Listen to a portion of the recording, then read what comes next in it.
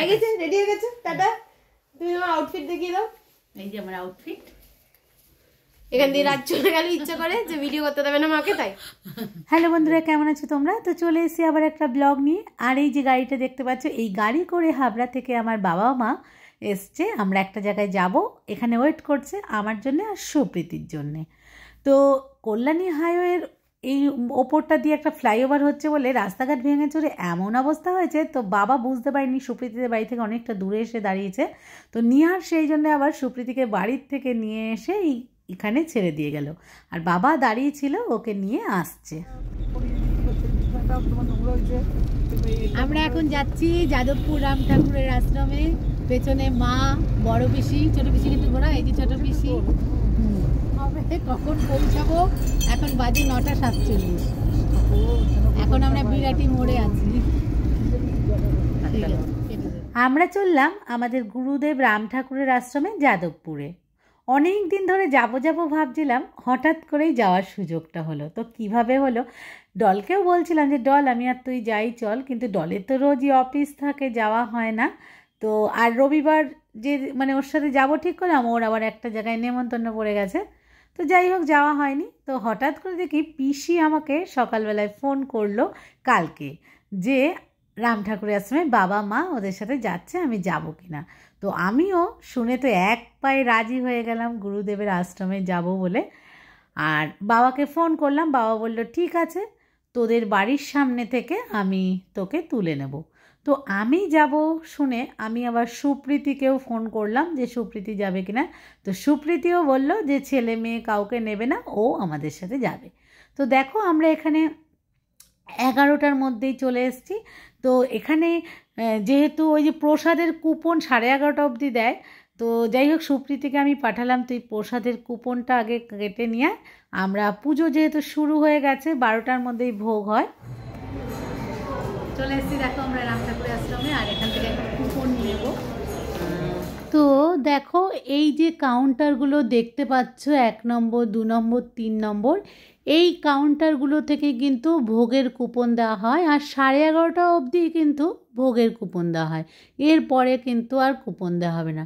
তো যাই হোক আমরা এখান থেকে আমরা যেহেতু 6 জন আর আমাদের ড্রাইভার ছিল 7 জনের জন্য কুপন কাটলাম। কেটে এইবার বাবা তো বাড়ির থেকে প্রসাদ কিনে নিয়ে এসেছিলো, মানে ধূপকাঠি মোমবাতি সব, সেগুলো মাকে বাবা বুঝিয়ে দিচ্ছে।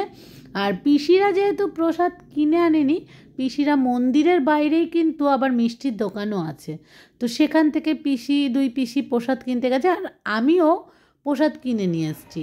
তো ওই যে দূরে দেখতে পাচ্ছ মন্দিরে কিন্তু পুজো শুরু হয়ে গেছে। আমাদের রাম ঠাকুরের কিন্তু নিয়ম যে 12টার মধ্যেই ঠাকুরের ভোগ দিতে হবে। তো প্রসাদের কুপন নিয়ে আমি আস্তে আস্তে করে এগিয়ে চলে যাচ্ছি মন্দিরে, কারণ মন্দিরে তো পুজো শুরুই হয়ে গেছিলো। ওপরে দেখতে পাচ্ছ এই যে সিঁড়ি দিয়ে ওপরে যেতে হবে, আর অনেক লোকজন কিন্তু ওখানে বসা, ওপরে ঠাকুরের নাম কীর্তন হচ্ছে। তো এই যে দেখতে পাচ্ছ বড় একটা জায়গা, নাট মন্দিরটা, এখানে সবাই কিন্তু বসতে পারে। আর এই জায়গাটা এত শান্তশিষ্ট, আর আমাদের গুরুদেবের আশ্রমটা না চারিদিকে শুধু তাকালে খুব পরিষ্কার পরিচ্ছন্ন। তো যাই হোক আমি সুপ্রীতি মা আমরা ওপরে উঠছি, কারণ প্রসাদটা কিন্তু ওখানে দিতে হবে। এই যে সামনের যে গেটটা, ওপরে ভিডিও করা অ্যালাউ না, তো সেই জন্য আমি দূর থেকেই তোমাদের দেখালাম। এই হচ্ছে মন্দিরের গেট, আর এই মন্দিরের গেটের পাশ দিয়ে এসেই পেছনের এই যে দরজাটা, এখান দিয়ে কিন্তু প্রসাদ দিতে হয়। আর এইখানেই সঙ্গেই প্রসাদ নাম গোত্র দিয়ে পুজো দিয়ে প্রসাদটা ফেরত দিয়ে দেওয়া হয়, প্রসাদটা রাখা হয় না। তো এই গুরুদেবের আশ্রমে কিন্তু মানে অনেক দিন থেকে আমরা আসি, যেমন আমার পিসির ছেলে মেয়ে, আমার ভাই, আমার মানে বোন, সবার, আমার ছেলে মেয়ে, আমাদের সবার কিন্তু এইখান থেকেই প্রসাদ নিয়ে মুখে প্রসাদ দেওয়া হয়েছে। তো আর দেখো বাইরে বেরিয়ে এসে এখানে মোমবাতি জ্বালানোর একটা জায়গা আছে, সেখানে কিন্তু এই যে বাবা আর সুপ্রীতি মোমবাতি জ্বালাচ্ছে। তো আমার সাথে কিন্তু আমার ছেলে মেয়ে কেউই আসেনি, আমি একা এসেছি, আর সুপ্রীতিও একাই এসছে, ছেলে মেয়ে ভাই কেউই আসেনি। আর ডলের খুব ইচ্ছা ছিল, কিন্তু আজকেই ডলের এক বান্ধবীর জন্মদিন পড়ে গেছে, সেই জন্য ডল আসতে পারেনি।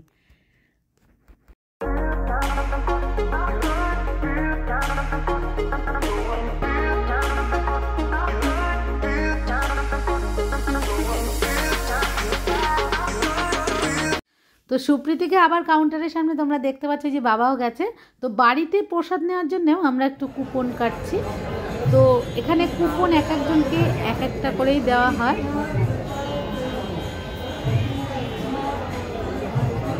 দেখ গোলাপ গাছগুলো। তো এবার আমি আর সুপ্রীতি 4-5টা একটু ঘুরে ঘুরে দেখলাম। আর মানে দেখলাম বলতে কুপন কাটতে এসেছি, আর সেখানে এই যে বাঁশ দেওয়া আছে দেখতে পাচ্ছ, তো সামনে না গুরুদেবের জন্মতিথি আছে।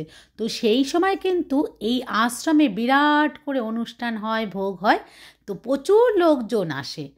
আর এখানে দেখো ফুলের বাগান তোমাদের দেখাই, কি অসম্ভব মানে ফুল ফুটে আছে। গোলাপ গাছগুলো তো দারুণ, মানে বড় বড় গোলাপ। তো যাই হোক, এবার আমরা একটু মানে ওখানে মানে মন্দিরের ওপরে গেলাম।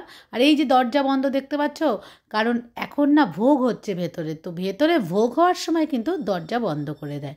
তো যাই হোক, মানে এখানে প্রায় 12:30টার মধ্যে কিন্তু পুজো পুরো কমপ্লিট হয়ে যায়। আর এই দরজাটা খুললেই তারপরে ভোগ দেওয়া হবে। তো ওই যে দেখতে পাচ্ছ দূরে নাট মন্দিরে লাইন দেওয়া, আর এই হচ্ছে আমার এক বান্ধবী রাজশ্রী। তো এ আমার ফেসবুক ফ্রেন্ড, হঠাৎ এখানে এসেই দেখা হয়ে গেল, আর ও কিন্তু আমাকে দেখে চিনতে পেরেছে। তো যাই হোক, ওর সাথে কথা বলে এইখানে দেখো লাইন দেখতে পাচ্ছ, এই যে লাইন দিয়েছে সব, এখানে না ভোগের প্রসাদ দেয়। তো বাবা বারণ করছে যে পিসিদের যে এখানে ভোগের প্রসাদ এখানেও যা, ভেতরে আমরা কুপন কেটেছি সেই একই প্রসাদ, কিন্তু পিসিরা শুনবে না, বলছে না এটা হচ্ছে আসল ভোগের প্রসাদ, নিতেই হবে। তবু যাই হোক, বাবা বারবার বলাতে তারপরে পিসিরা বললো ঠিক আছে তাহলে চলো ভেতরে যাই। আর এখানে দেখতে পাচ্ছি যে বাচ্চা মেয়েটা, একে কিন্তু অন্নপ্রাশন দেওয়ার জন্য আনা হয়েছে এখানে। আর এই হচ্ছে গুরুদেব। তো যাই হোক, আমরা একটু এখানে দাঁড়ালাম, কারণ ওখানে না ভোগ শেষ হওয়ার সাথে সাথেই মানে আবার একটা জায়গা আছে, সেখানে বড় ঘর আছে, সেখানেই খাওয়া দাওয়ার জন্য লাইন দেওয়া হয়। তো এখন আমরা চলে যাচ্ছি সেখানে, মানে আমরা এদিকে একটু পিসিরা যেহেতু ভোগের প্রসাদ নেবে বলে লাইনে দাঁড়িয়েছিল, দেরি করেছে, তো আমরা এসে দেখি এইখানে বিরাট এক লাইন পড়ে আছে, এই যে দেখতে পাচ্ছ এখানে। তো একটা ব্যাস কিন্তু ভেতরে ঢুকে গেছে, একবারে প্রায় 200-250 জন মতো বসে। আমরা হচ্ছে সেকেন্ডবার লাইন দিয়েছি। তো এখনও দেখতে পাচ্ছ কত লোক। আর আজকে যেহেতু রবিবার, সেই জন্য কিন্তু লোকও প্রচুর এসছে। তো আস্তে আস্তে আমরা লাইন দিয়ে ভেতরে চলে আসলাম। দেখতে পাচ্ছ বিরাট বড় একটা হল, সবাই এরকম বেঞ্চ পাতা আছে। আমরা পাশাপাশি এক লাইনেই সবাই মিলে বসে পড়লাম, সুপ্রীতি, মা, আমি, 2 পিসি আর হচ্ছে বাবা, সবাই একই সাথে বসে পড়েছি। আর সত্যি কথা বলতে কি, এই ভোগের প্রসাদটা খেতে কিন্তু আমার ভীষণ ভালো লাগে। সেই জন্যে 11:30টার মধ্যে কিন্তু তাড়াতাড়ি করে এসেছি, কারণ 11:30টার মধ্যে না আসলে আর কুপন কাটা যাবে না, আর কুপন না কাটলে তখন এই ভোগের প্রসাদটা পাওয়া যায় না। তো দেখো প্রথমেই দিয়ে দিল এই খিচুড়িটা, আর সাথে হচ্ছে এরকম লম্বা বেগুন ভাজা। তো আজকে যেহেতু রবিবার, সেই জন্য কিন্তু খিচুড়ি হয়েছে। আর সপ্তাহের অন্য দিন কিন্তু এখানে অন্ন হয়, অন্ন, ডাল, সবজি এই সমস্ত হয়।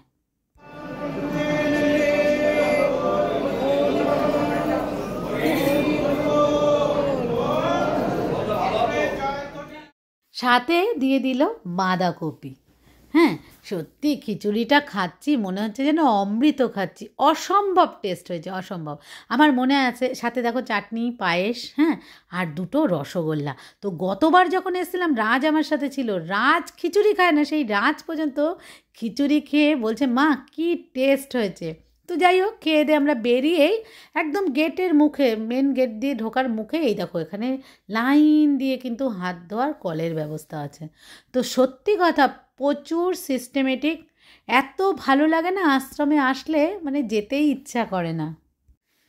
তো প্রসাদ খেয়ে হাতটা ধুয়ে আমরা এখানে কিছু ফটো তুললাম পিসিদের সাথে, মা বাবা সবার সাথে।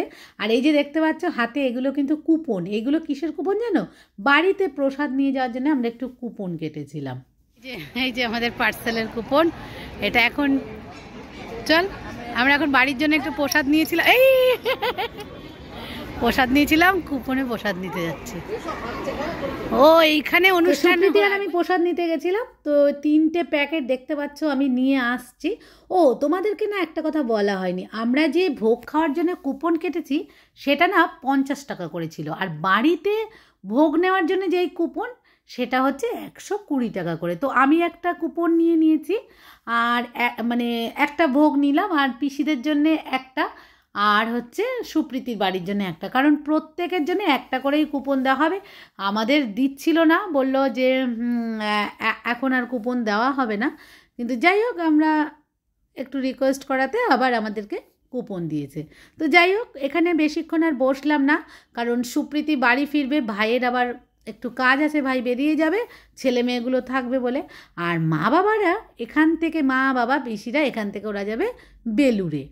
তো আমার খুব ইচ্ছা ছিল বেলুড়ে যাওয়ার, কিন্তু সুপ্রীতিকে নামাতে তো আমাদের বাড়ির সামনে দিয়েই বাবারা বেলুড়ে, মানে দক্ষিণেশ্বর ডানলপ হয়েই যাবে, হ্যাঁ বেলুড়। তো সেই জন্য আমি বললাম ঠিক আছে, সুপ্রীতিও যখন বাড়ির সামনে নেমে যাবে তো আমরাও নেমে যাব। তো গেট থেকে বেরিয়ে দেখো, গেটের ঠিক উল্টো দিকেই কিন্তু এরকম গাড়ি রাখার ব্যবস্থাও আছে, দেখতে পাচ্ছ পার্কিং। তো আমাদের গাড়িটা ওখানেই আছে, আমরা এখন যাচ্ছি ওখানে গাড়িতে করে সোজা চলে যাব। তো যাই হোক এই যে পাঠানপুর মোড়ে দেখো চলে এসেছি, আমি আর সুপ্রীতি নেমে যাচ্ছি, বাবার এখান থেকে চলে যাবে। তো আর 50 টাকায় গুরুদেবের আশ্রমে পেট ভরে খেয়ে দিয়ে আমি আর সুপ্রীতি পাঠানপুরে নেমে চলে যাচ্ছি বাড়িতে।